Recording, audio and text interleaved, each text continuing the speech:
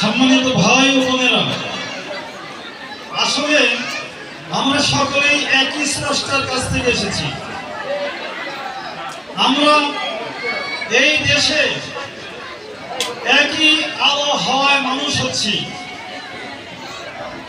আসমানে যখন সূর্য ওঠে তখন হিন্দু, মুসলমান, বৌদ্ধ, খ্রিস্টান, ধনী গরিব, বড় ছোট সকলের কাছে সূর্যের আলো পৌঁছে।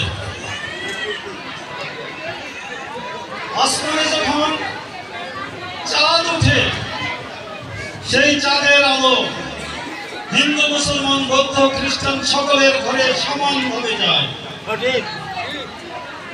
আমরা যে আবহাওয়ায় বাস করছি, এই যে বাতাসের মধ্যে ডুবে আছি, অক্সিজেন ছাড়া তো বাঁচি না আমরা। এই অক্সিজেন যিনি সৃষ্টি করেছেন সেই স্রষ্টা সকলের জন্য অক্সিজেন উন্মুক্ত করে দিয়েছেন। আমাদের মধ্যে কোনো প্রভেদ প্র্যাকটিক্যালি নাই। একজন বিখ্যাত কবি বলেছেন, কালো আর ধলো বাহিরে কেবল, ভিতরে সবারই সমান লাগা। ঠিক কিনা? ঠিক। নজরুল ইসলাম বলেছেন। আপনারা দেখুন, আপনাদের মধ্যে বিখ্যাত কবি সত্যেন্দ্রনাথ দত্ত, তিনি আমাদের মুসলমানদের বলতে ভুল হয়, কারণ আমাদের যে স্রষ্টা আল্লাহ রাব্বুল আলামিন, তিনি বলেছেন এটা সকলে হুদাল্লিন নাস, মানব জাতির গাইড বুক মহাগ্রন্থ আল কোরআন। এটা সকলের জন্য উন্মুক্ত, সকলেই করতে পারে। মহাত্মা গান্ধী তিনি টুপি পরতেন, শুক্রবার হলে তিনি উপোস থাকতেন, মহাগ্রন্থ আল কোরআন করেছেন। কবি সত্যেন্দ্রনাথ দত্ত কোরআন শরীফের আমপার অংশটা বাংলায় অনুবাদ করেছেন। গিরিশচন্দ্র সেন সম্পূর্ণ কোরআন বাংলায় অনুবাদ করেছেন। আমি, আপনারা জানেন, ছোট সময় পড়েছি সত্যেন্দ্রনাথ দত্তের কবিতা। সেই কবিতাটা এখনো মনে আছে, মধ্যদিনের আলোর দোহাই, নিশার দোহাই ওরে, প্রভু তোরে ছেড়ে জাননি কবু, ঘৃণা না করেন তোরে। সম্পূর্ণ কবিতাটা এখন আর মনে নাই, 50 বছর আগের করা। এটা কিন্তু আমাদের সূরা জোহা, কোরআন শরীফের একটা সূরা জোহা বাংলা অনুবাদ। ওই চমৎকার। আমি যখন ঢাকা বিশ্ববিদ্যালয়ে পড়ি, তখন আমাদের একজন স্যার ছিলেন, তিনি আল্লাহ মানতেন না, ভগবানও মানতেন না, গডও মানতেন না, বুঝছেন, নাস্তিক। তিনি মানে ক্লাসে আমাদেরকে যদি টুপি মাথায় দেখতেন তাহলে অপমান করার চেষ্টা করতেন। তো যখন 2 বছর পড়ার পরে ফাইনাল পরীক্ষার আগে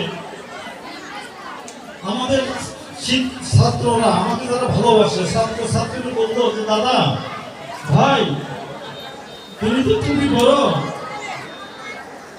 এই প্রফেসর সাহেব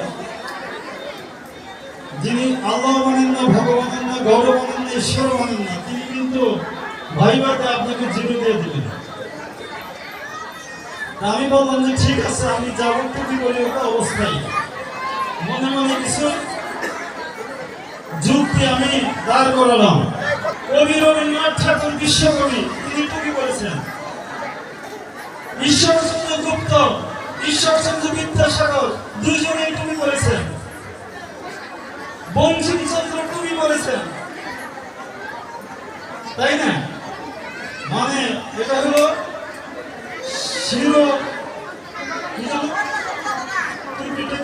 আমি সকলকে আমাদের পক্ষ থেকে ধন্যবাদ, আমাদের পক্ষ থেকে কৃতজ্ঞতা, আমাদের পক্ষ থেকে শুভেচ্ছা জানাচ্ছি।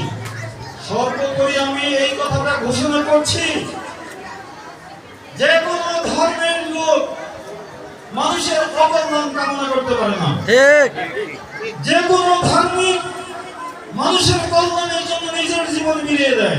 ঠিক আমরা গত 5ই আগস্টের পরে এবং সময়ে আমরা হিন্দু দাদাদের পূজা মণ্ডপ, খ্রিস্টানদের গির্জা পাহারা দিয়েছি, ঠিক ঠিক আমরা থানা পাহারা দিয়েছি, থানায় পুলিশ ছিল না।